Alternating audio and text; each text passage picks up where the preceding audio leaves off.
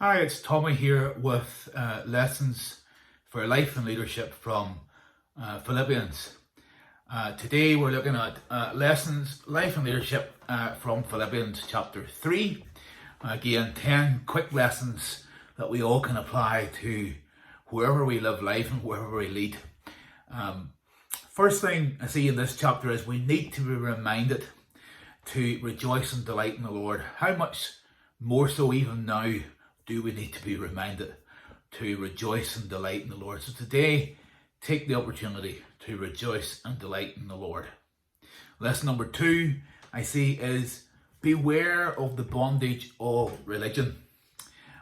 Paul, writing to the Philippians, is exercised to remind them not to get caught up in the requirements of religion, but to focus on their relationship with Jesus. Lesson number 3 from Philippians 3, nothing compares to knowing Jesus. And how true that is. There is nothing in this life that can compare to the joy of knowing Jesus and to serving him. So today let's rejoice in him and the fact that we know him. Not only do we know him, but we are co-heirs with Christ through the blood of Jesus. The fourth life and leadership lesson I see is we have received the righteousness of Christ. Wow, let that just sink into your spirit today. We have received the righteousness of Christ. We can stand before the Father today, not in our own righteousness, but in the righteousness of Jesus Christ. Wow. Lesson number 5. We need to keep pressing on. Paul reminds us of that there are times when we just need to keep pressing on, even though the circumstances may be difficult, the trials may be coming at us from all sides. We need to keep pressing on. And if I say nothing else today, let me say, keep on going. Do not quit. Do not give up. Now is not the time. Now is the time to keep on going. Lesson number 6 from Philippians 3. Forget what is behind. Forget what is behind. Don't live life trapped in the past. So whatever has been in your past that has been negative, leave it behind today.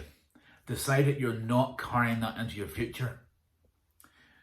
Lesson 7, connected to that, is strain for what is ahead. Strain for that what is ahead. Hard sometimes to think about what's ahead beyond Corona.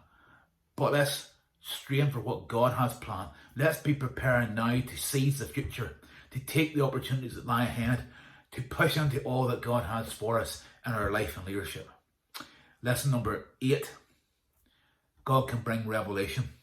Today, like me, perhaps you need revelation from God on what it is you're to do next. Revelation on what steps to take. Revelation on how to run your business. Revelation on how to run your ministry, your church. Ask for revelation from God. For wisdom comes from him, and revelation comes from the throne room of God itself. Lesson number 9. God is able to bring everything under his control.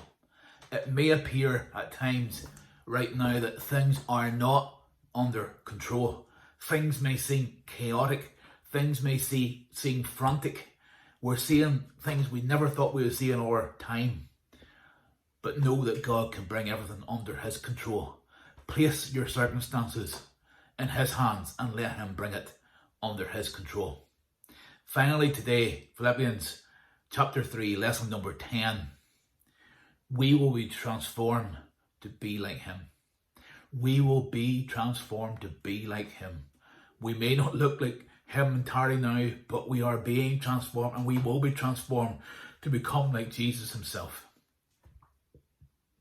In all of our imperfections, let's rejoice in the fact that as we continue in our journey with God, we are becoming more like him, and one day we will be made perfect in him, because in him alone is perfection.